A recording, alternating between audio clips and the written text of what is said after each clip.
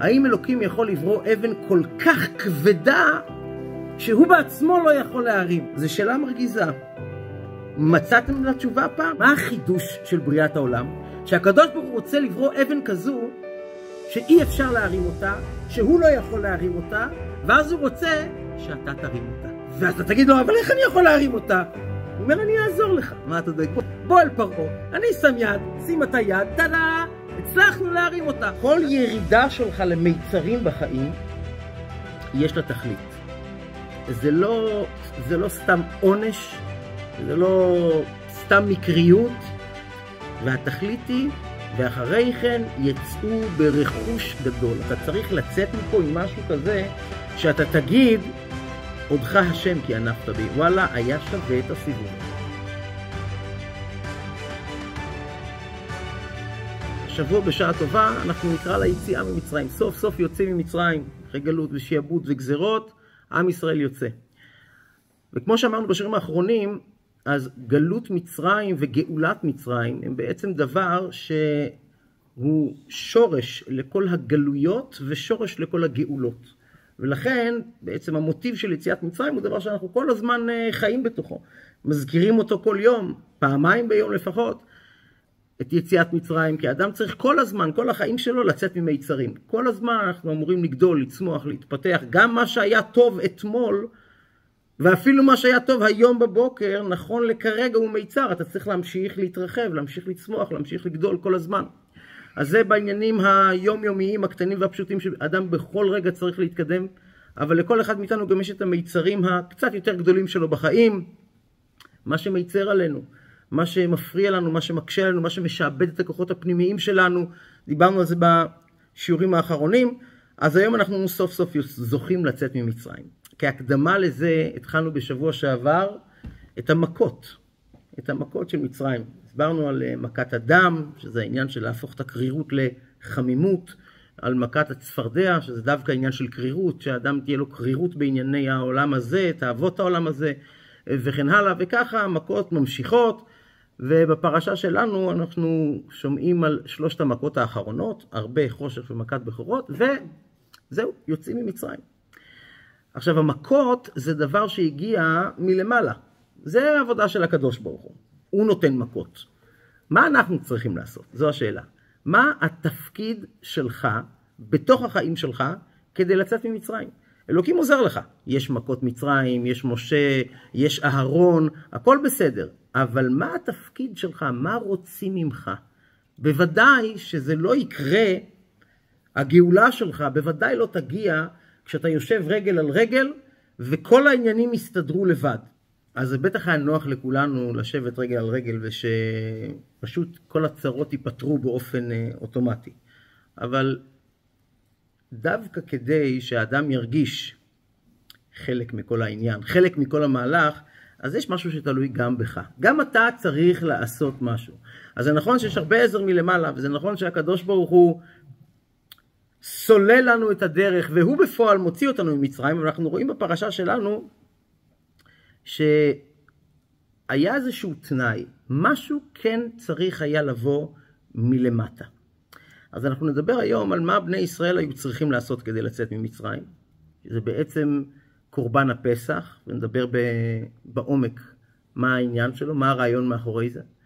יש עוד דבר שלא מופיע ממש כתוב בפרשה, אבל רש"י מביא אותו וכל המפרשים מדברים עליו, מרומז בהרבה מאוד מקומות בנוסף, שחוץ מדם הפסח, חוץ מהדם של קורבן הפסח ששמו על המשקוף של הבית, היה שם עוד דם, דם המילה. הם היו צריכים לעשות ברית מילה, כי מסתבר שבמצרים הם לא עשו ברית מילה. הם הזניחו את המצווה הזו, חוץ משבט לוי, כל שאר העם לא מלו כבר את ילדיהם, וזו עוד מצווה שהם עשו לפני היציאה ממצרים.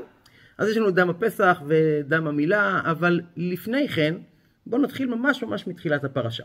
הפרשה שלנו מתחילה כשהקדוש ברוך הוא אומר למשה, בוא אל פרעה.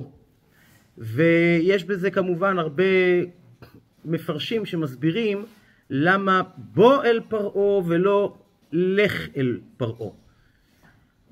ועוד לפני שניגע בהבדל בין הבוא לבין הלך, הרבי מלובביץ' נוגע בנקודה שהרבה פעמים דנים בה, לפי שם הפרשה תמיד משקף משהו על התוכן של הפרשה.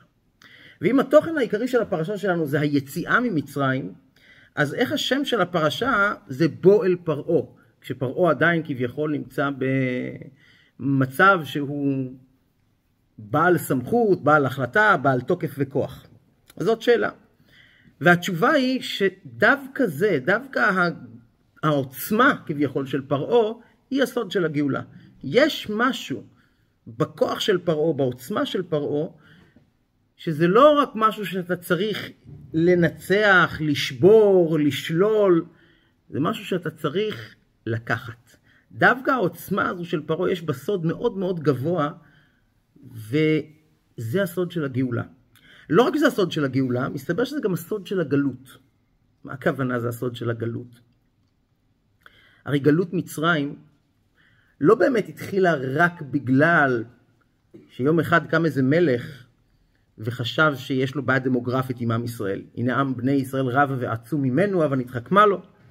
וזה לא באמת התחיל רק כי בני ישראל ירדו למצרים כי היה רעב בארץ, וזה לא באמת התחיל רק בגלל שיוסף הפך להיות המלך של מצרים. גלות מצרים הייתה מתוכננת עוד מזמן אברהם אבינו. הקדוש ברוך הוא בברית בין הבתרים אומר לאברהם אבינו, ידוע תדע כי גר יהיה זרעך בארץ לא להם ועבדום ועינו אותם 400 שנה. והוא אומר, וגם את הגוי אשר יעבודו דן אנוכי, ואחרי כן יצאו ברכוש גדול. מה הקדוש ברוך הוא בעצם אומר לאברהם אבינו בברית בין הבתרים? מה הוא בעצם אומר לו? תשמע, יש לי איזה תוכנית, הצאצאים שלך יסבלו מאוד, יש שם רע, יהיו בגלות, יגזרו עליהם גזרות, ובסוף, בסדר, ניתן להם בסוף רכוש, אל תדאג, נפצה אותם כלכלית על הצער הזה. איזה בן אדם מוכן, מי מכם היה מוכן להיכנס לבית סוהר תמורת סכום כסף? מי היה מסכים? אל תמהרו להגיד לו, אל תמהרו להגיד לו, כי עוד לא סיפרתי לכם מה הסכום.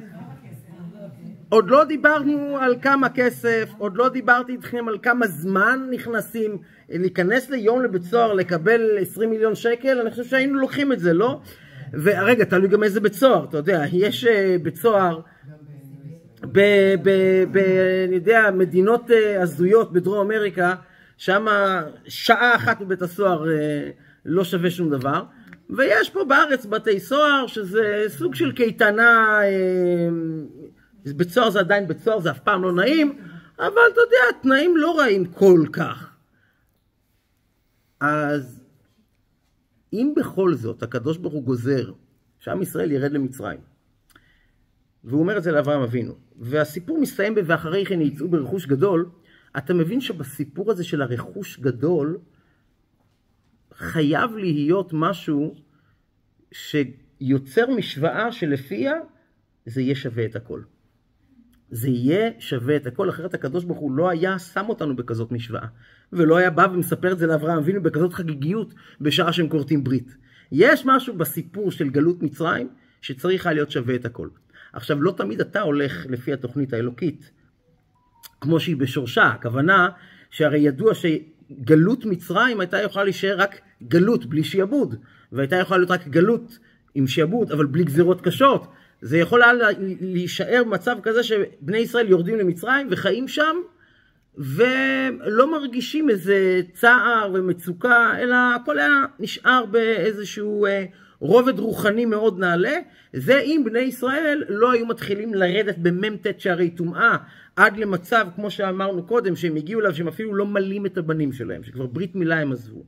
אז אם ככה, הגלות הייתה פחות נוראית. אבל בסופו של דבר, הרכוש הגדול צריך לצאת איתנו. מה היה הרכוש הגדול? האם באמת כל הסיפור זה money, זה כסף? כי בסופו של דבר, מי שמוכן למכור את החירות שלו בשביל כסף, זה לא נשמע טוב. הרכוש הגדול שעליו מדבר הקדוש ברוך הוא עם אברהם אבינו, זה כמובן רכוש ברוחניות בעיקר. ואגב, גם הרכוש הגשמי שיצאו איתו ממצרים, שזה הכסף והזהב של המצרים, זה לא היה בשביל החומריות שבו. הרי מהכסף והזהב של מצרים, מה עשו בסופו של דבר? עשו את המשכן.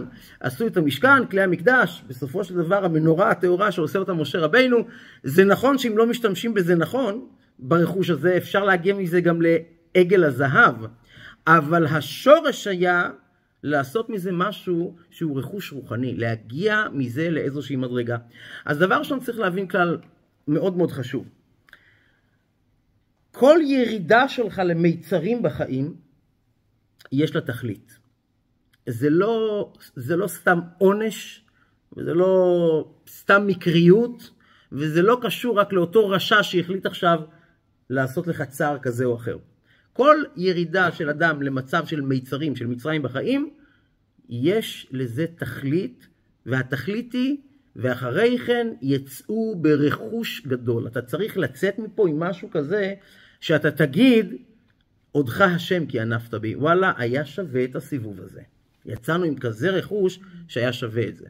אז איזה רכוש שווה את זה? מה אנחנו בעצם רוצים, עם מה אנחנו רוצים לצאת? אז שימו לב, ירדנו למצרים, כשיצאנו ממצרים, לאן יצאנו? מה הייתה התחנה אחרי יציאת מצרים, לפי התוכנית האלוקית? בהוציאך את העם ממצרים, תעבדון את האלוקים על ההר הזה. מתן תורה. לקבל את התורה. לכרות ברית עם הקדוש ברוך הוא, ברית נצחית בין כנסת ישראל, עם ישראל והקדוש ברוך הוא, נשמות ישראל והקדוש ברוך הוא. יציאת מצרים פעלה בנשמות של עם ישראל, ככה כותב המהר"ל מפראג, שזה פעל על נשמות ישראל מצב שלעולם יותר אתה לא תהיה משועבד. שגם יהודי שנמצא במציאות שהיא כביכול נראית כמו שיעבוד, זה לא שיעבוד אמיתי. למה? כי את האני שלך, את עצם הנשמה שלך, לעולם יותר אי אפשר יהיה לשעבד.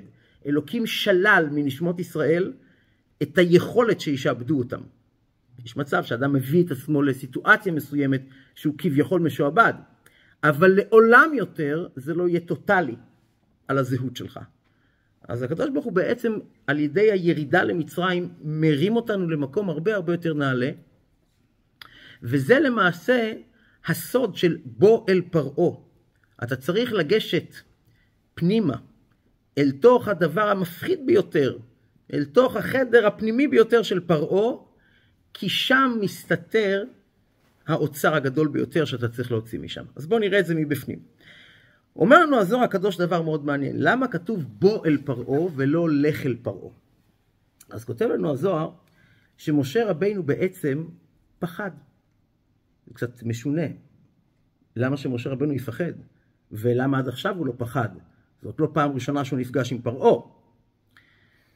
אבל קודם כל, מכיוון שמשה רבינו פחד, אז הקדוש ברוך הוא לא אומר לו לך אל פרעה, הוא אומר לו בוא אל פרעה, כלומר אני בא איתך, don't worry, אני בא איתך. מי מפחיד אותך? מי? אני בא איתך, אל תדאג, אין לך מה לפחד. אז בואו נראה, אמר רבי שמעון, אני אקרא את התרגום של הזוהר ללשון הקודש, אמר רבי שמעון, כעת יש לגלות סודות, סודות שמדבקים למעלה ולמטה. מה כתוב, מה דכתיב בוא אל פרעה? היה צריך להיות לכאורה כתוב לך אל פרעה. מה זה בוא? אלא שהכניס אותו הקדוש ברוך הוא חדר לפנים מחדר, לאותו תנין הגדול, ככה נקרא פרעה, שממנו משתלשלות כמה וכמה דרגות. מה הדרגות האלה? זה סוד התנין הגדול. בואו ננסה רגע להסביר מה הכוונה. משה רבינו לא מפחד מפרעה בעצמו. משה רבינו מפחד מהמקום שאליו הוא נשלח עכשיו. עד היום, איפה משה רבינו היה פוגש את פרעה? הוא היה הולך לפרעה כשפרעה יוצא בבוקר ליאור. הוא פגש את פרעה כשהוא הגיע לארמון, אז זה היה בארמון, מה שנקרא, באולם הכללי של קבלת הקהל. אבל הפעם כתוב שהקדוש ברוך הוא הכניס אותו חדר לפנים מחדר עד לחדרו הפנימי של פרעה. החדר הכי פנימי של פרעה. כל אדם יש את האופן שבו הוא מתגלה בכל מקום בצורה שונה. איפה המקום שבו אתה הכי מי שאתה? איפה אדם מתגלה בשיא הגילוי העצמי שלו? בבית שלו. כן? האדם בביתו הוא באמת מי שהוא, זה מתקשר עם הביאור של החסידות, למה שכתוב במדרש רבה בבראשית, שנתאווה הקדוש ברוך הוא להיות לו יתברך דירה בתחתוניים. אלוקים רצה שבעולם הזה יהיה גילוי, שהוא הקדוש ברוך הוא יתגלה בעולם הזה, לכן זה נקרא דירה. אדם בדירה שלו, בדירתו מתגלה בשיא עצמותו. אז לפגוש את פרעה בחוץ ביאור, ולפגוש את פרעה באולם קבלת הקהל, בארמון, או לפגוש את פרעה בחדר הפרטי שלו, זה סוג אחר של פרעה, זה סוג אחר של גילוי של פרעה. אגב, גם אני עכשיו בבית, ובבית אני מרגיש די בבית, אבל בכל זאת, גם בתוך הבית, איפה אני הכי מי שאני? בחדר שלי. שם אני לגמרי משוחרר מכל מיני מסכים וצמצומים ומסכות, שם אני באמת מי שאני. אז משה רבינו עד היום מגיע אל פרעה, אבל עכשיו הוא צריך להיכנס לחדרו הפנימי של פרעה, ושם פרעה הוא לגמרי מי שהוא. מה כל כך מפחיד? אם הוא בחדר הכי פנימי שלו, אולי שם קצת יותר פשוט, אין חיילים, אין שומרים, מה הבעיה? אז למעשה משה רבינו לא חושש מפרעה. משה רבינו חושש מהשורש הרוחני של פרעה. ולא מהשורש הרוחני של הקליפה של פרעה. לא מהרע שבפרעה, אלא דווקא ההפך. מהמקום שלפני הרע. הרי לפני שיש בכלל חילוק בין טוב לרע בעולמות העליונים, אז הכל מושרש במקום אחד. הכל מושרש בעליונים, בעצמות אין סוף ברוך הוא. עצמותו ומהותו של הבורא. שם אין מציאות של טוב ורע. זה אגב הסוד של פורים. שחייב איניש לבסומי בפוריה, בפורים צריכים להתבשם, להגיע למדרגה שלפי מה? עד דלא ידע בין ארור המן לברוך מרדכי. למה שלא נדע מי זה המן ומי זה מרדכי, בין הארור לבין הברוך? למה להגיע למצב כזה שאתה לא מבחין בין טוב לרע? אלא מה? בפורים יש לאדם את ההזדמנות ואת היכולת ואת הרשות להגיע למקום כל כך נעלה, שהוא לפני החלוקה בעולמות העליונים לטוב ורע. בשורש שעוד לפני המן ומרדכי. אגב, המן ומרדכי היו כלולים בנקודה אחת פעם. באיזה נקודה? איפה יש שניהם כלולים? גם המן וגם מרדכי. ביצחק אבינו. איך? כי המן הוא מזרע עמלק. עמלק הוא מגיע ממי? מעשיו. מרדכי הוא איש ימיני, משבט בנימין. בנימין הבן של יעקב, הנכד של יצחק. אז לכל דבר, גם לדבר השלילי ביותר, יש שורש רוחני, שמגיע מהטוב. ויותר מזה, כתוב כלל בחסידות וקבלה, שאומר שכל הגבוה גבוה יותר, יורד למטה יותר. זה לא רק חוק רוחני, זה גם חוק בפיזיקה, נכון? ככל שדבר נוחת ממקום יותר גבוה, אז ככה הוא ייפול יותר נמוך. אז ברוחניות זה עובד בדיוק ככה. שדברים מאוד מאוד עליונים, כשהם יורדים למטה לעולם שלנו, הם לא יכולים לרדת באופן של אור ישר. נסביר את זה רגע אחד מצד הפיזיקה האלוקית, מה שנקרא. באופן של אור ישר, מה הכוונה? כשנברא העולם, אז יש בעצם סדר השתלשלות רוחני. מה העולם יכול להכיל? איזה אור העולם יכול להכיל? לפי זה יש בעצם את הצמצום. כל הצמצום של האור האלוקי, סוד הצמצום, דרך העולמות, דרך הספירות, כל הצמצומים, ואז העולם יכול בעצם לתפוס, להכיל אור ששייך למדרגה של העולמות. אז הטוב יורד בקו ישר. יש דברים כל כך נעלים, כל כך עליונים וגבוהים, אורות כל כך כמוסים, שהעולם לא יכול להכיל אותם. הם כל כך נעלים, זו עוצמה כל כך חזקה, שאי אפשר פשוט להוריד אותה, כי העולם לא יכול להכיל אותה. ומה לעשות שהקדוש ברוך הוא בכל זאת רוצה שזה יתגלה בעולם? אז זה לא יכול להתגלות מלמעלה למטה. זה חייב להתגלות על ידי המטה, זה חייב להתגלות על ידי עבודת התחתון, על ידי עבודת האדם. אבל עם מה אני אעבוד אם זה לא יכול לרדת לעולם? ולכן איך זה יורד לעולם? זה לא יורד לעולם באופן של אור ישר, זה יורד לעולם באופן הפוך לגמרי. זה יורד לעולם כביכול בציור של רע. זה עטוף בעצם במציאות של רע גמור, וזה יורד למטה, ואם אתה מצליח לפענח את הרעיון הזה, את החידה הזו, אז אתה מגלה את הטוב, שמצד עצמו מהעולמות העליונים לא יכולה להתגלות. מלמעלה זה לא יכולה להתגלות. על ידי העבודה שלך, אם אתה מפענח את זה, אז אתה תזכה לזה, זה כן יכול להתגלות. וזה בעצם הסיבה שיש דברים מאוד מאוד נעלים, שיורדים לעולם באופן עקום. ולכן כל הגבוה גבוה יותר יורד למטה מטה יותר. לכן דווקא בעומק הקליפות, דווקא במקומות הכי תחתוניים, אם אתה מצליח לפצח אותם, לנצח אותם, מתגלה אור הכי הכי נפלא שיש. מהרעיון הזה, מהכלל הרוחני הזה, בעצם נולד המשפט שכולם מכירים, שבמקום שבעלי תשובה עומדים, צדיקים גמורים אינם יכולים לעמוד. למה? כי הצדיק הגמור, כל העבודה שלו היא באופן של אור ישר. אין בחיים שלו מציאות של רע שהוא צריך לפצח. אין חטאים קשים ונוראיים שהוא צריך לעשות עליהם תשובה. הוא צדיק. כל העבודה שלו זה באור ישר. דווקא אותו אחד שהיה רשע, כשהוא מצליח לעשות תשובה שלמה, אז זדונות נהפכים לו לזכויות, אז הוא מצליח לפצח את הסוד הרוחני של הרע, והוא מגיע למקום כל כך נעלה, שהאור הישר לא יכולה להוריד. אז מכאן אנחנו מבינים, שזה לא רק במקום שצדיקים, במקום שבעלי תשובה עומדים, צדיקים גמורים אינם יכולים לעמוד, זה לא רק זה. זה בעצם גם בתוך החיים, בתוך העולם, בתוך דברים לא סימפטיים, בתוך מצבים קשים, בתוך התמודדויות, בתוך אתגרים, יש אור הרבה יותר גבוה מהמצבים שבהם הכל סבבה והכל טוב והכל הולך והכל בשפע והכל קל והכל נעים, אבל זה דורש ממך עבודה. כי זה לא יורד באור ישר. זה יורד באופן שאתה צריך לפצח את זה. יש פה איזו קליפה שאתה חייב להתגבר עליה. אתם יודעים, סברס זה פרי מאוד מאוד טעים. אני פעם הייתי אוכל, היום לא יוצא לי כל כך. סברס זה פרי מאוד מאוד טעים. אבל מה הבעיה? למה לא אוכלים ממנו הרבה? כי להתמודד עם הקליפה שלו זה חתיכת סיפור. יש לו קוצים כאלה קטנים, מציקים, מתפסים לך באצבעות, אחר כך אתה לא מוצא את הקוץ, גם לראות אותו זה משגע לך את הראש.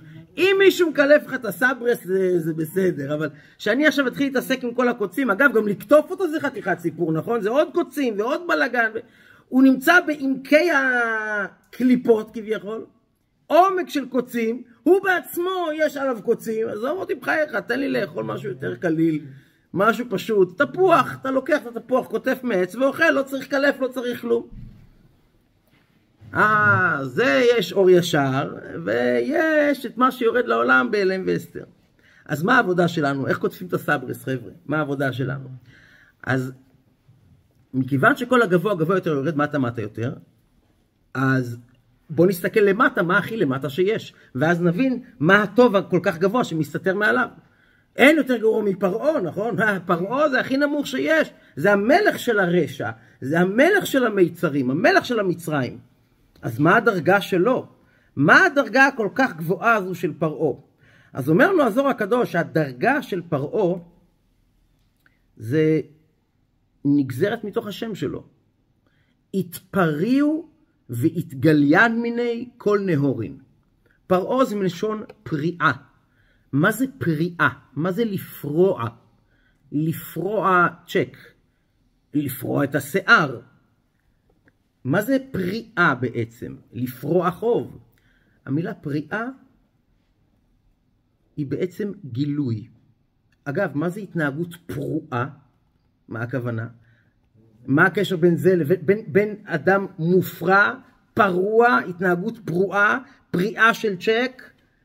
מה הקשר? או פריעה של שיער. מה הקשר בין כולם? כי זה הכל בעצם לשון של גילוי. למה גילוי? כי לפרוע צ'ק זה בעצם לגלות מה מסתתר מאחורי הפתק הזה שכתבת לי. אם אני אכתוב לך עכשיו כמה מספרים על הצ'ק וייתן לך, לך תדע אם יש, אם אין. הצ'ק נפרע, הכוונה זה התגלה. כן, יש את הכסף ועכשיו הוא שלך. קודם זה היה סתם חתיכת פתק שכתבתי לבנק, תנו לו כך וכך. לפרוע את השיער זה לגלות את השיער. ואדם שמתנהג באופן פרוע, מה הכוונה? מה הוא מגלה? הוא מגלה את מה שקורה לו בפנים. אנחנו לפעמים משתולל לי בפנים משהו, אבל בוא, אני לא מופרע. מה הכוונה לא מופרע? אני לא מגלה כלפי חוץ את כל מה שקורה בפנים. אז התפריעו הכוונה גילוי, פריעה. פרעה נקרא פרעה, כי השורש הרוחני המאוד מאוד גבוה של הקליפה הנוראית הזו, זה התפריעו והתגליין מיני כל נהורים. מה הפירוש? פריאה וגילוי של כל האורות. אז יש לזה הסבר מאוד עמוק, מה הכוונה כל האורות? יש הרי אור אינסוף. והתשובה היא שזה בדיוק זה. זה גילוי של האור אינסוף באופן שמצד האמת אין יכולת בעולם לשום נברא להכיל דבר כזה. מכיוון שאתה נברא מוגבל בתוך גוף גשמי, אין לך יכולת להתמודד עם אור אינסוף שגם יורד לעולם באופן של גילוי פרוע. אין סדר באורות כל כך עוצמתיים, אין סדר והדרגה ושלבים. זה בבום אחד כל העוצמות. אז בפשטות, ממה משה רבינו מפחד? משה רבינו אומר לקדוש ברוך הוא, תשמע, זה too much. עד היום זה היה פרעה ביאור, פרעה באולם קבלת הפנים. עכשיו אתה רוצה שאני אגש לאן? לחדר הפנימי, שם הוא מתגלה בעצמותו, שם זה שיא הגילוי, ושם פרעה מה הסיפור שלו? ברגע שאני מנצח אותו, ברגע שאני הופך את הקליפה, ברגע שאני שובר אותו, כי בכל מפגש בין משה ופרעה, משה שובר משהו בקליפה, ולוקח את האור החיובי שבה. זה בעצם חלק מהתהליך של יציאת מצרים, של בירור הרייש בית ניצוצות שהיו במצרים. עכשיו משה רבנו אומר, אם אני הולך לשם עכשיו, וחווה את האור הזה, אין מצב, אני לא יכול להחזיק. זה אור אינסוף, אני נברא מוגבל, אני אומנם משה רבנו, אבל אני גוף בשר ודם. אדם מוגבל לא יכול לחוות כזו עוצמה. מה אומר לקדוש ברוך הוא? תאמין בעצמך, אתה יכול, שולח אותו לקואוצ'ינג, הוא אומר לו, יש לך הרבה פוטנציאל, אל תקטין, לא, אתה באמת לא יכול. צודק, זה באמת בלתי אפשרי. זה באמת גדול עליך.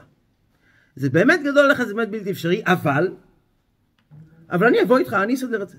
סומך עליי? כן. איתי זה אפשרי. זה שאתה לא מסוגל, ברור, נכון, אתה לא מסוגל. אבל אני ביקש ממך לדאוג לכל הסיפור. אני פה, אני אדאג לזה. אתה רק צריך להביא את עצמך. בוא. וככה קורה.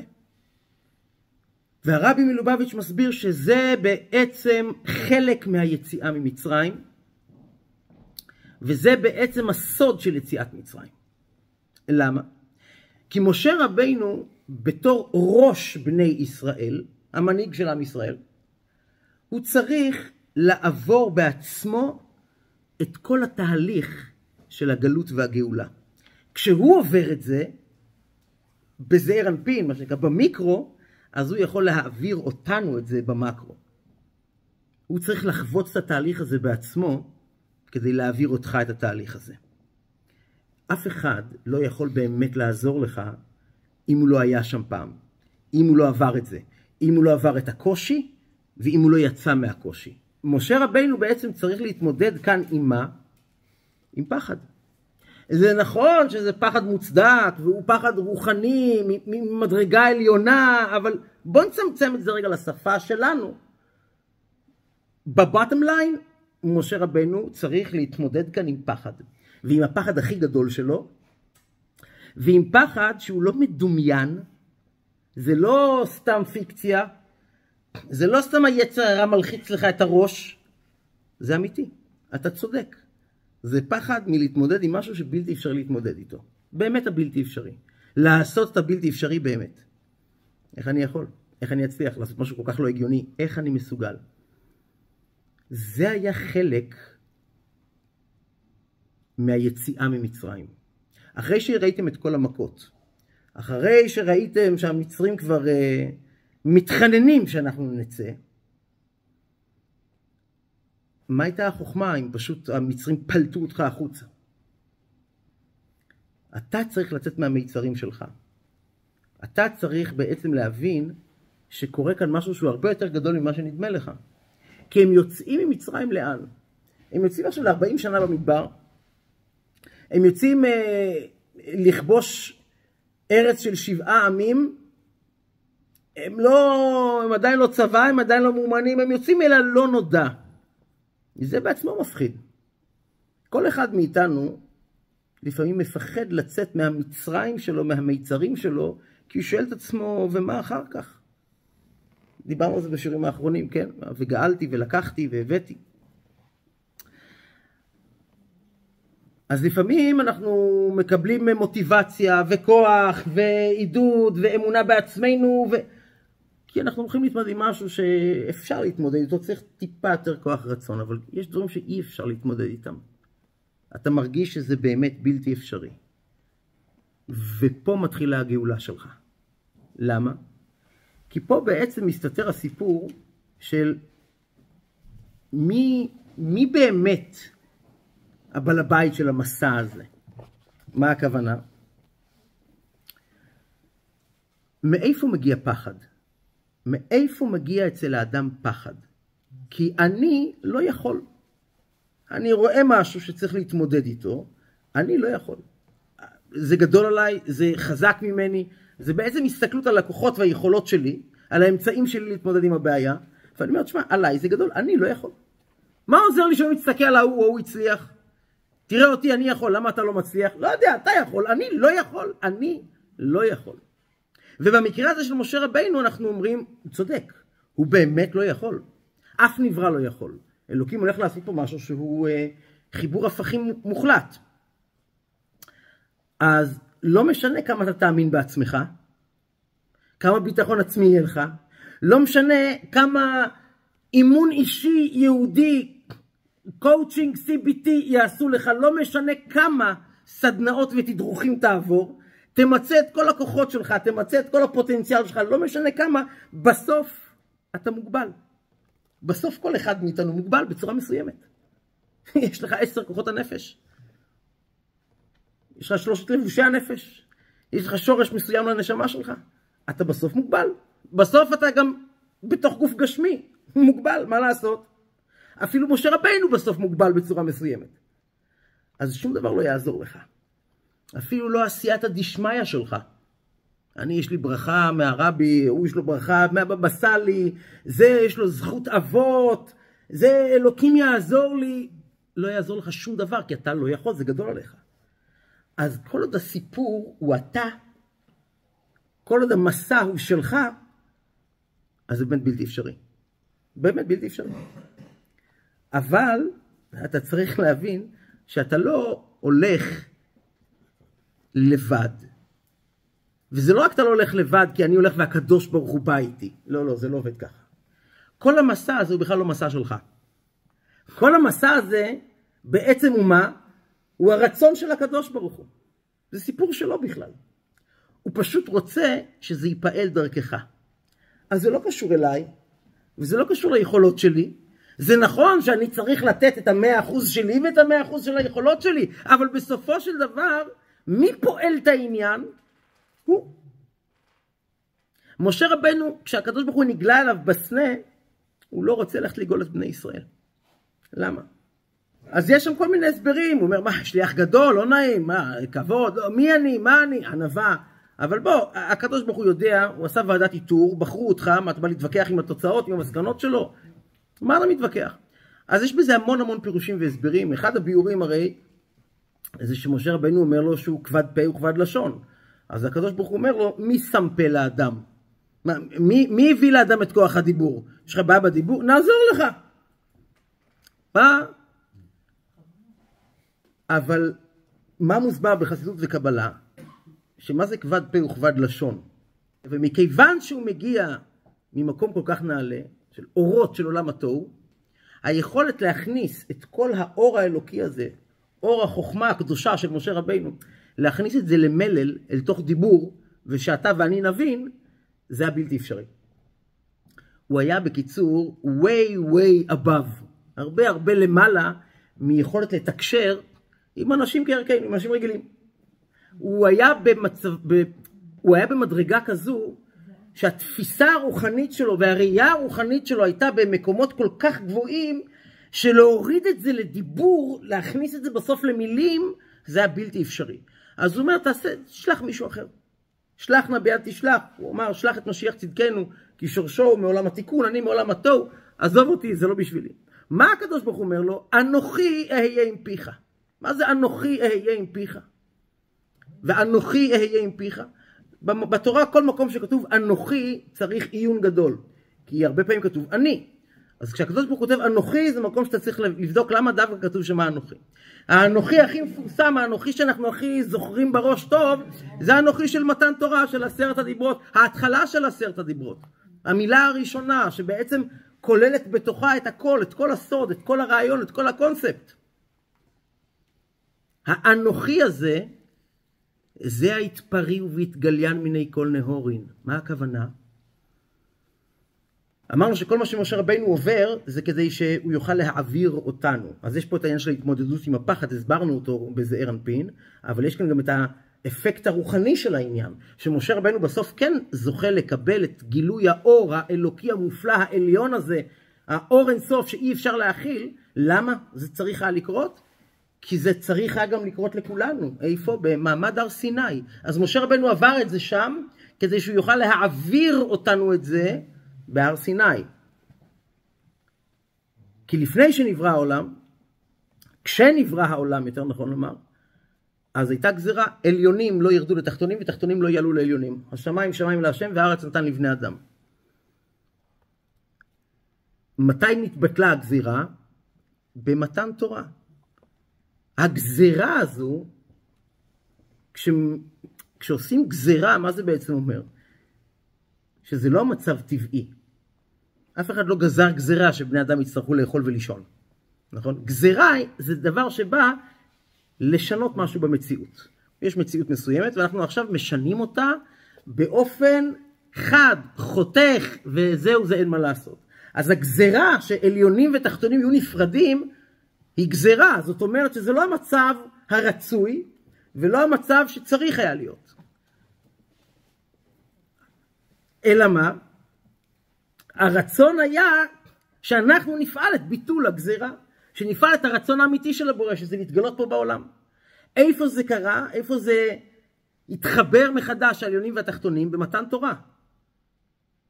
מתן תורה, הקדוש ברוך הוא ירד על הר סיני, וירד השם על הר סיני, ואל משה אמר עלה אליי ההרה. אז הנה התחתון עולה לעליונים, העליונים יורדים לתחתוניים, והקדוש ברוך הוא מתגלה בתוך העולם, באור כל כך נפלא, בגילוי כל כך עוצמתי, שבני ישראל ב10 הדיברות מה קרה להם? פרחה נשמתם. פרחה נשמתם, הנה גוף גשמי לא יכול להכיל את האור. מה קרה? מה עשה הקדוש ברוך הוא? החזיר להם את הנשמה. איך הכל התחיל? מה היה הרגע המכונן? האנוכי. האנוכי יבא אלוקיך. האנוכי הזה שב10 הדיברות הוא כוח החיבור של האין סוף, של הבלי גבול עם הגבול. הבלי גבול מתחבר עם הגבול מתי? בהר סיני. איך? באנוכי. מה אומר הקדוש ברוך הוא למשה רבנו כשמשה אומר לו אני לא יודע איך מחברים עניינים כל כך עליונים אל תוך העולם הגשמי? זה גדול עליי, לא יודע איך עושים את זה. יש לי פה אור אינסוף בראש ואני צריך להסביר אותו במלל, כבד לי, כבד פה, כבד לשון, אני לא יודע איך. מה אומר לו הקדוש ברוך הוא? אנוכי אהיה עם פיך. אל תדאג, אני אתן לך את הכוח הזה של האנוכי, את הכוח של חיבור הפכים. זה כוח שהוא עוד לא יצא לשוק, זה יקרה במתן תורה בהר סיני. אני אתן לך מהכוח הזה שעתיד להתגלות. קדימון לאנוכי. אז אנוכי אהיה עם פיך, הקדוש ברוך הוא אומר לו, את הכוח הזה שעתיד להתגלות, האנוכי שמחבר עליונים ותחתונים, שבעצם יוצר את הבלתי אפשרי, אני אתן לך אותו. יש שאלה מאוד מרגיזה ששואלים כל מיני וכחנים פילוסופיים. שאלה קלאסית ידועה ומרגיזה. האם אלוקים יכול לברוא אבן כל כך כבדה שהוא בעצמו לא יכול להרים? שאלה שמנסים תמיד לתת לך כדי לתקוע אותך באין מוצא. אתה בא להגיד כמה הקדוש ברוך הוא כל יכול, אז תגיד לי, הוא יכול לעשות משהו שהוא לא יכול להרים? הוא יכול לברוא אבן כל כך כבדה שהוא בעצמו לא יכול להרים אותה? זו שאלה מרגיזה. מצאתם לה תשובה פעם? שמעתם תשובה? אז אם הוא יכול לברוא אבן כזו כבדה שהוא לא יכול להרים אותה, אז הנה אנחנו בבעיה, כי הוא מוגבל, כי יש אבן שהוא לא יכול להרים אותה. מה התשובה לשאלה? ויש תשובה ואפילו כתובה. שדבר ראשון, אלוקים יכול לברוא את האבן הזו. אם תגיד שהוא לא יכול לברוא אבן כזו, אז מה, יש משהו שהוא לא יכול לברוא? הוא יכול לברוא אבן כזו שהוא לא יכול להרים אותה. אז רגע, אז תפסתי אותך, הנה, משהו שהקדוש ברוך הוא לא יכול, כי יש פה אבן והוא לא יכול להרים אותה.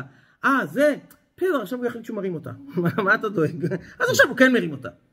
בשאלה הזו בעצם מסתתר הסוד של כל הבריאה, עם כמה שנשמעת שאלה מרגיזה ומציקה.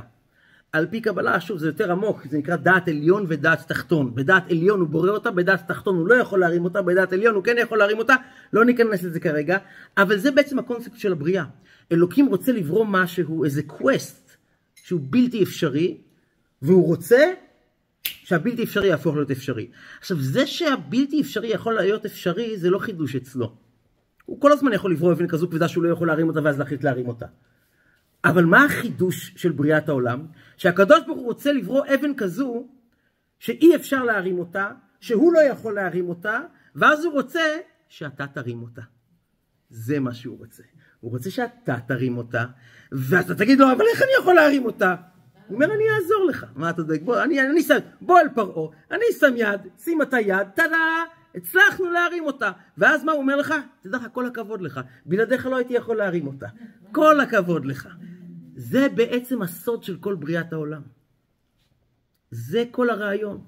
גילוי כוח העליון בתחתון, גילוי כוח האין סוף בנברא. גילוי הבורא בתוך הבריאה על ידי הנברא. אז הסברנו בעצם את הנקודה של עליונים ותחתונים, של בלתי אפשרי, שבעצם הרעיון, הרצון של הקדוש ברוך הוא, נתאווה הקדוש ברוך הוא להיות לא יתברך דירה בתחתוניים, להתגלות פה בעולם הזה התחתון הגשמי. מה זה שהאין סוף יתגלה פה בעולם הזה הגשמי? איך זה יכול להיות? מלמעלה למטה זה לא יכול להיות. הוא רוצה שזה יקרה איתך. הוא רוצה שאתה תעשה את זה איתו, ולכן הוא אומר לך, בוא אל פרעה, בוא אליי, תפריעו ויתגל מני כל נאורין, ונעשה את זה יחד. אני אאפשר לנברא מוגבל לחוות אור אין סוף. זה בעצם כל הרעיון של הבריאה, זה כל התכלית של בריאת העולם. נתאווה הקדוש ברוך הוא להיות להתברך דירה בתחתונים. אז באמת בסיפור הזה, כן, אתה מתמודד עם משהו שגדול עליך ואתה לא מסוגל להתמודד איתו. בשום היגיון. אבל אתה צריך לזכור שכל הקונספט של בריאת העולם הוא להפוך את הבלתי אפשרי לכן אפשרי. זה מה שהקדוש ברוך הוא רוצה. והוא רוצה שזה יקרה לא בניסים ובמופתים, כי זה באמת קטן עליו. זה באמת קטן עליו. הוא רוצה שזה יקרה דרכך, דרך הידיים והרגליים והפה והאוזניים שלך.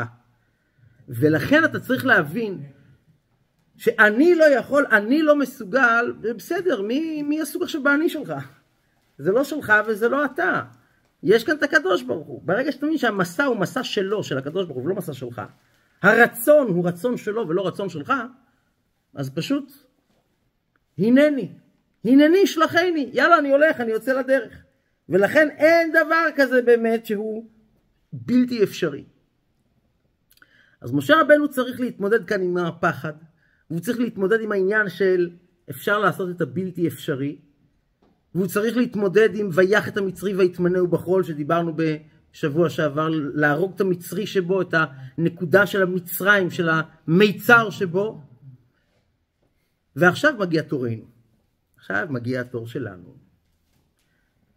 אחרי שהבנו שאנחנו צריכים להתמודד עם הפחד, כי בלי להתמודד עם הפחד, להסתכל לו בעיניים ולנצח אותו, אתה לא תצא מהמיצרים, אתה לא תצא ממצרים.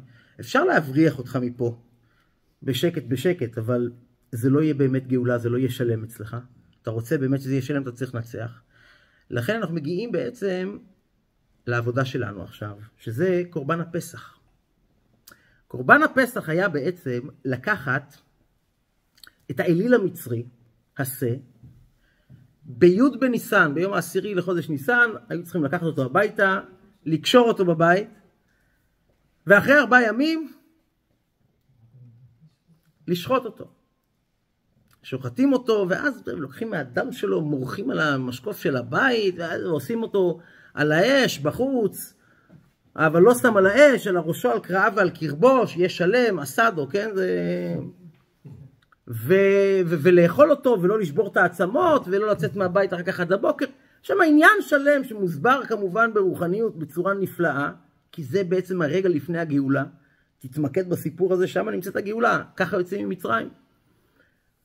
אבל אמרנו שניגע בזה מזווית קצת שונה, כי זה קשור גם לברית המילה שהם עשו.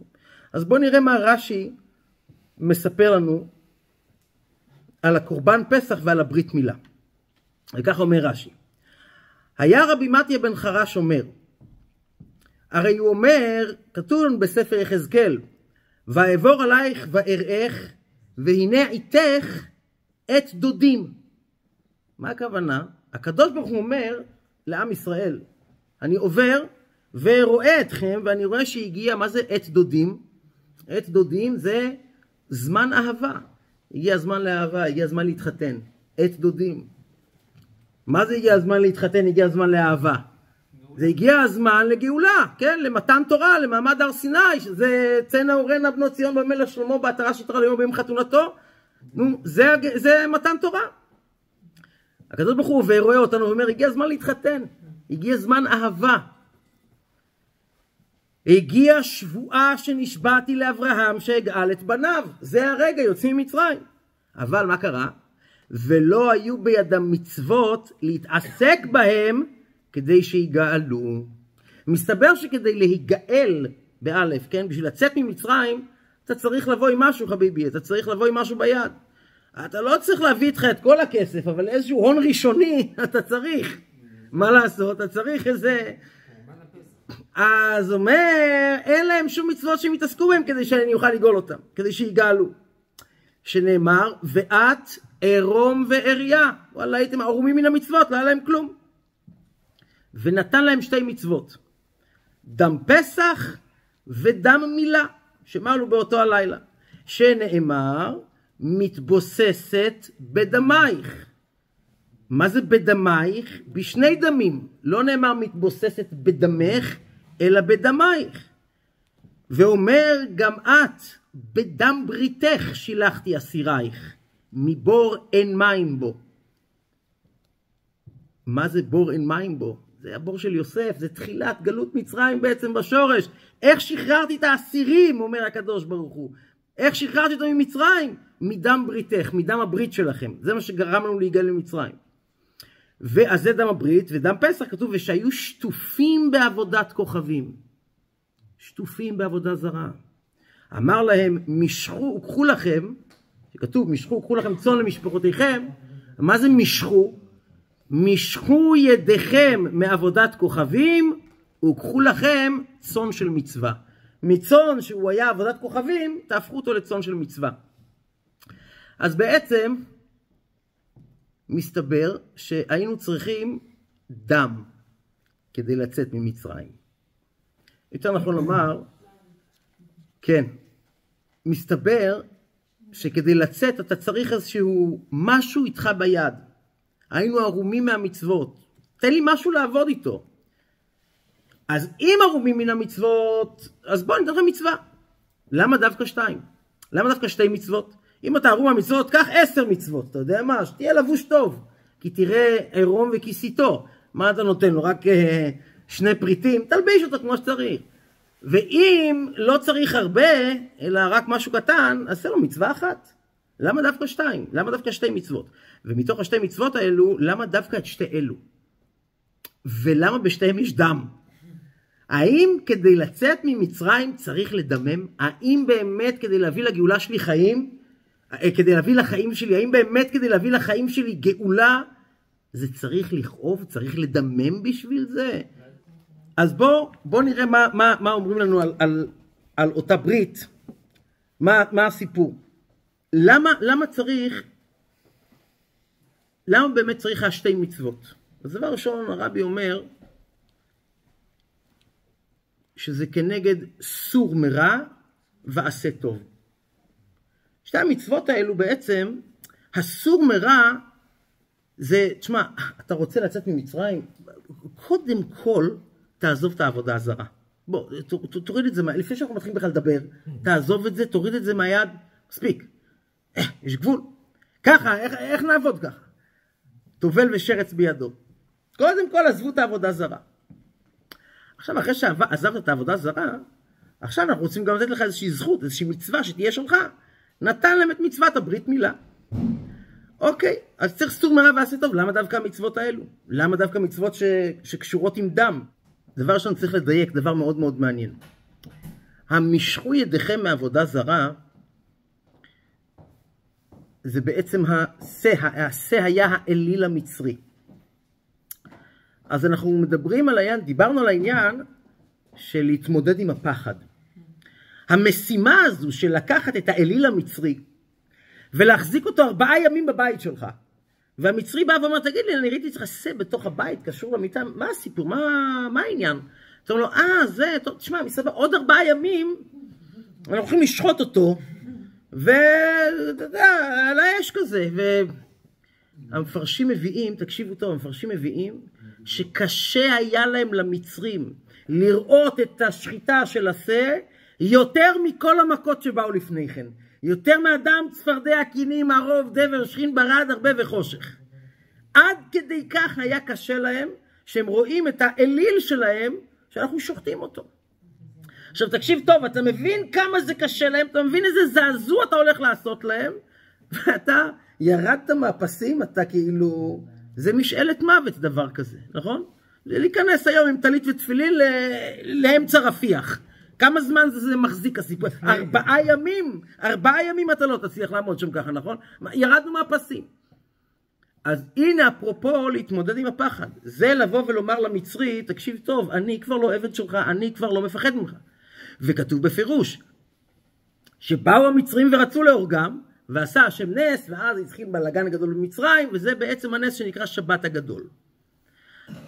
אבל זה הפירוש המוכר שדיברנו עליו הרבה מאוד פעמים ברבות השנים. אבל יש כאן עוד משהו שמסתתר. זה לא רק לשחוט את האליל של המצרי. לא, זה לא רק האליל של המצרי, זה אני עושה למצרי עכשיו נע בעין, שאני בז לדבר שהכי קדוש לו, ואני מראה שאני כבר לא עבד של התרבות הזו, שאני כבר לא מפחד מהם. מה כותב לנו רש"י? שהיו שטופים בעבודת כוכבים. הלו, זה לא רק העבודה הזרה של המצרי, זה גם העבודה הזרה שלך. זה העבודה הזרה שלך, אתה שטוף בזה. זה אצלך בבית, זה יושב אצלך קשור למיטה, ואתה צריך לשחוט את זה. אז מסתבר שהעבודה הזרה שלי, שמפריעה לי לצאת ממצרים, שלא מאפשרת לי לצאת לגאולה, היא לא רק של המצרי, היא שלי. אני שטוף בזה. עכשיו, זה לא רק נפלתי בזה פעם, פעמיים, 3, זה לא רק, אני יודע, גם שם יש לי לתקן משהו. לא, אדוני, אתה שטוף בזה. אתה שטוף בזה. אז מסתבר שבעצם אני שטוף במשהו שלא מאפשר לי לצאת ממצרים. ותקשיבו טוב, זה אחרי דם, צפרדע, קינים, זה אחרי כל המכות, זה החבר'ה שכבר הם איתנו בעניין, הם איתנו ברעיון. מסתבר שלפעמים אתה יכול להיות כל כך קרוב, ונדמה לך שאתה כבר עוד רגע בגאולה, ואתה עדיין שטוף בעבודה זרה. אתה פשוט לא מודע לזה כל כך. אז קודם כל אתה רוצה לצאת ממצרים, משכו ידיכם מעבודה זרה. קודם כל, אדוני, תבדוק טוב טוב, איפה יש לך סור מרע מאוד מאוד משמעותי לעשות. ואחרי זה, אחרי שאתה שוחט אותו, ומורח את הדם שלו וכו', אחרי שאתה שוחט אותו, צריך איזשהו ועשה טוב. מה זה ועשה טוב? זה הברית מילה. אז טוב, ברית מילה זה מצווה מאוד מאוד, אתם יודעים, מאוד כללית של עם ישראל, מצווה מאוד יקרה, מאוד חשובה, בעת מפליט כולם לשמוע שבני ישראל לא עשו ברית מילה כשהם היו במצרים, חוץ משבט לוי. אבל גם פה יש משהו שנראה קצת, לא יודע, זה אומנם מצוות עשה, וברית מילה היא מצווה מאוד מאוד נעלית וקדושה, וכתוב עליה כל כך הרבה דברים עליונים ונשגבים, שהיא קשורה עם השמונה, עם האינסוף וכו'. אבל עדיין ברית מילה היא גם נתפסת כסוג של הסרת העורלה. זה אומנם מצוות עשה, אבל הברית מילה היא בעצם, אתה מוריד משהו שהוא מכסה. אתה, אגב, אם דיברנו על התפריעו והתגלן מיני כל נאורין, בברית המילה יש את המילה ויש את הפריעה. מה זה הפריעה? זה הגילוי. אז ברית מילה זה גם כן, זה לחתוך משהו לא טוב, את העורלה. והפרייה זה לגלות את היהודי שבך. איך המצוות האלה קשורות אחת עם השנייה? ומסתבר שהן מאוד מאוד קשורות אחת עם השנייה, כי מה כתוב? הפרקי דרבי אלעזר כותב, והיו ישראל לוקחים דם ברית מילה, ונותנים על משקוף בתיהם דם ברית מילה ודם פסח. והקדוש ברוך הוא נתמלא רחמים על ישראל, שנאמר ויעבור עלייך ואיך מתבוססת בדמייך. בשני דמים, דם הפסח ודם המילה. כמו שאמרנו קודם, יש גם כאלו שבסוף יצאו ועדיין היו עם עבודה זרה, ולכן היה צריך רחמים באותו לילה, שהקדוש ברוך הוא יגיד, נו, תשמע, הם עשו את כל הטקסים, עשו את כל העניינים, הוא עדיין שטוף בעבודה זרה, והיה צריך לעורר אצל הקדוש ברוך הוא רחמים, כדי שהוא באמת יוציא אותך ממצרים. וזה מביא הפרקי דרבי אלעזר, זה מה שעורר את הרחמים. שהם עשו גם דם מילה, וגם דם הפסח. השלה הקדוש כותב, שזה תיקון גדול לחטא הקדמוני, לחטא של אדם הראשון, שחטא גם בגוף וגם בנפש. מביא שם קשר נפלא בין העניין הזה של החטא של הגוף והנפש, לתיקון של הברית מילה. אבל בקצרה נסכם את הנקודה של הברית מילה. מה הסוד? מה הסוד שלנו? מה מצוות המילה שאנחנו צריכים לעשות כדי לצאת ממצרים? זה מצוות עשה. אז אתה לא יכול להגיד פה לחתוך את השלילי, לחתוך את הלא טוב, לחתוך את הכיסוי שלך, לחתוך את הפחדים שלך. זה אמרנו משכו ידיכם מעבודה זרה. מסתבר שבמצוות המילה יש משהו שהוא חיובי, שהוא פוזיטיבי, שהוא מצוות עשה. אבל זה עדיין לחתוך וזה עדיין דם. איזה מצוות עשה מיוחדת יש כאן? אז מצוות מילה אנחנו יודעים, יש בה טעמים עליונים, אנחנו לא תמיד מבינים ויודעים מה. אבל אם נסתכל על הפשט של מצוות המילה, על הפשט. כי המהר"ל מפראג אומר שזה חותם ברית קודש בבשרנו, כל עבד עושים עליו חותם שהוא עבד של מישהו. אנחנו כדי להינצל מחותמו של פרעה, שאנחנו עבדים שלו, אז הקדוש ברוך הוא נתן לנו את החותם שלו, שאנחנו מראים בזה שאנחנו שייכים לו. יש בו כל מיני עניינים מאוד מאוד נעלים, אבל הפשט של מצוות מילה, הרמב"ן כותב. הרמב"ן כותב מה הפשט הכי פשוט של מצוות מילה. אני אנסה לדבר בעדינות בשל כבוד הפורום. הרמב"ן כותב שזה להמעיט את התאווה של הגוף. אותה מצווה של המילה, היא בעצם מה עושה? היא בעצם בסופו של דבר מפחיתה את התענוג שיש באותו מקום שמקיימים איתו את המצוות ברית מילה. היא מפחיתה שם את העונג של האדם. אז יש כאן משהו שבסופו של דבר נועד כדי להפחית לאדם את התענוג שלו בעולם הזה. זה מצוות עשה. אדרבה, זה שוב מתחבר לי לסור מרע. הרמב"ן אומר, תקשיב, למה עושים מצוות מילה? כדי להפחית לך את התאוות המגושמות שלך. פחות תאוות, פחות תענוגים, לא צריך כל כך הרבה נחמד שיהיה לך בחיים. מספיק, תחתוך חתיכה מזה. למה? ואם בסדר, אם כן, אז זה סור מרע, לא? לא, זה לא סור מרע. אם זה הסור מרע, היו אוסרים אותך מהנאה בכלל. היו אוסרים אותך בכלל מתענוגי העולם הזה. אבל באו לרמז לך משהו. ולכן זה דווקא ועשה טוב.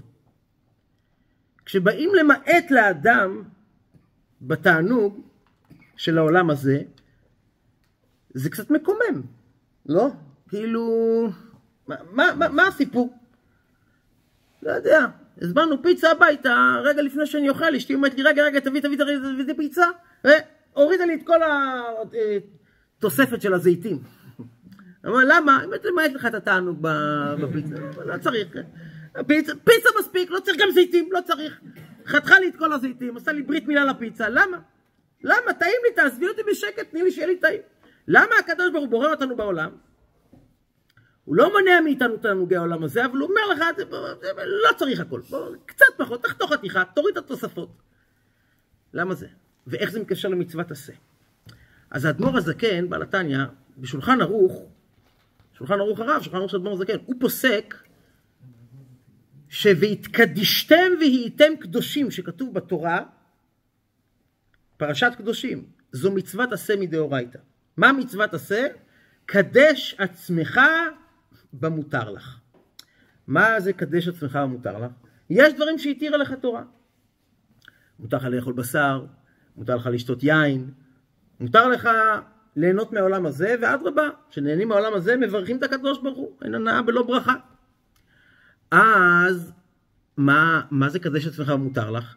שגם בענייני העולם הזה, וגם בענייני מותרים, תבדיל את עצמך קצת. לקדש זה להבדיל. לא צריך להיות כל כך שקוע בתענוגי העולם הזה. למה? בראת העולם כדי להיטיב עם בריאותיך, לא? הקדוש ברוך הוא עצם הטוב, רצה הטוב להיטיב עם ברואיו. כל הסיפור של בריאת העולם זה כדי שיהיה לנו פה כיף, שיהיה לנו טוב. להתענג. להתענג? להתענג במה? להתענג על השם. והתענג על השם. אז מה זה להתענג על השם? אני לא הולך לשקר לכם שתשבו ותקראו תהילים ותאמינו לי שזה יותר טעים מפיצה עם זיתים. לא לכל אחד. להתענג על השם בסופו של דבר זה העונג האמיתי.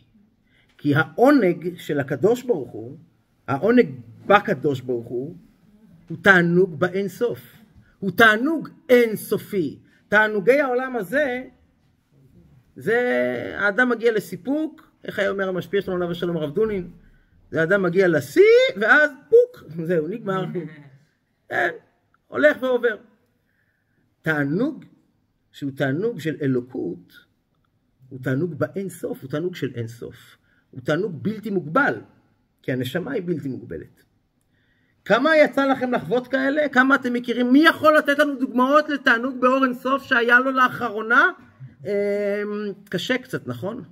זה לא... או למה? למה? כי אתה שקוע בתאוות העולם הזה. ככל שאדם מכוון את עצמו לחפש את התענוג האמיתי של החיים, אז בדרך ממילא הוא עסוק פחות בתענוגים הגשמיים של העולם הזה. ככל שאתה יותר מחפש תענוג באלוקות, אתה בדרך ממילא פחות תהיה שקוע בענייני העולם הזה. חביבי, אתה יוצא עכשיו ממצרים, אנחנו הולכים עכשיו במדבר, איזה תענוג הולך להיות שם? תענוג אלוקי. אתה רוצה להתחבר לתענוג אלוקי? כן. בוא תיזכר ברעיון שיהודי לא נברא לעולם הזה, כדי לחוות את התענוגים הגשמיים של חיי העולם הזה. אלוקים רוצה שלא תחווה ולא תשקע בתוך תענוגים גשמיים של העולם, לא כי הוא רוצה לחשוף ממך איזשהו כיף, ממש לא. כי הוא רוצה לחשוף אותך לכיף האמיתי. הוא אומר לך, תשמע, אני בראתי את העולם, אני בראתי גם את כל הכיפים שיש בעולם. סמוך עליי, תשמע בקולי, בוא איתי, אני אקח אותך לכיף האמיתי. אני יודע איפה המתקנים הטובים, כן? אני בלונה פארק. אני יודע באמת איפה המסעדות הטובות. סמוך עליי, אני יודע מה זה באמת תאווה. כל העולם הזה בראתי מתוך תאווה, נתאווה הקדוש ברוך הוא להיות לא יתברך בתחתונים. אז עזוב אותך מתענוגי העולם הזה ובוא איתי. ודם מילה ודם הפסח, בזה נסיים. מה זה דם מילה ודם הפסח? לא כתוב שנתן להם קורבן הפסח ומצוות מילה. אתה רואה שהלשון זה דם מילה ודם הפסח. זאת אומרת שיש פה משהו עם הדם. מה זה דם? כי נפש הבשר בדם היא. כי הדם הוא הנפש. מה זה נפש? נפש זה רצון. נפש זה מדרגת הרצון. הרצונות שלנו, מה שמנהל אותנו בחיים, הרצונות שלנו, שמה היה יציאת מצרים. סור מרע, תשחרר את הרצונות הרעים שלך. ועשה טוב, דם המילה, יש לך רצונות שהן רצונות בטוב, אבל גם הרצונות שלך צריך לעדן אותם. יש רצונות שהם אסורים לגמרי, ואתה צריך להוציא אותם ממך, זה משכו ידיכם מעבודה זרה, זה דם הפסח. רצונות אסורים אתה לא יכול, אתה רוצה לצאת מהמיצרים, יש דברים שאתה צריך לעזוב אותם לגמרי. ויש ועשה טוב, הרצונות שלך, שהם עדיין מותרים והם בסדר, עדיין, קדש עצמך במותר לך. ואז מה? פה הבנת שאתה לא הולך ליהנות בכלל, בסור מרע, ועשה טוב הבנת שאתה לא הולך ליהנות עד הסוף, אז מה קורה? לאן אני הולך? לאיזה רצון? לרצון שלו. בסופו של דבר, אתה רוצה לצאת איתי ממצרים, לא? אתה בא אליי. כל הסיפור בסוף הוא מה? עת דודי מגיע. אלוקים לא אומר, הגיע העת שתהיו עבדים שלי, תעשו כל מה שאני אומר לכם. מה כתוב? רגע של הגאולה, מה אמר הקדוש ברוך הוא? הגיע עת דודים. הגיע הזמן לאהבה. אז תשמע, הגיע הזמן לאהבה, אז תעשה לי טובה, תמחוק את כל הדברים שאתה צריך למחוק לפני שאנחנו מתחתנים. וגם העיסוקים האחרים שלך, בוא, אני לא אומר לך לא בכלל, אבל תמקד קצת פחות, ותתמקד ותראה לי מה הרצון האמיתי שלך. מה אתה באמת הכי רוצה? הקדוש ברוך הוא הכי רוצה אותך. הוא מבקש ממך שגם אתה קצת יותר תרצה אותו.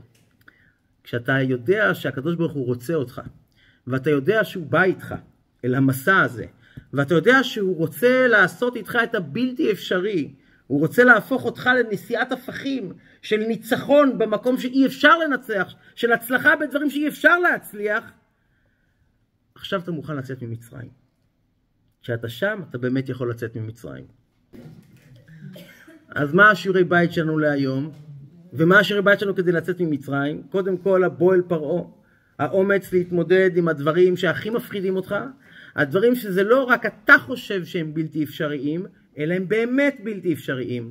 אבל אם זה מה שהקדוש ברוך הוא אומר לך, אז כל הסיפור הוא שהוא רוצה שזה יהפוך להיות אפשרי, עוד רגע ממש, אתה והוא ביחד, וכדי להגיע לשם צריך דם הפסח ודם המילה.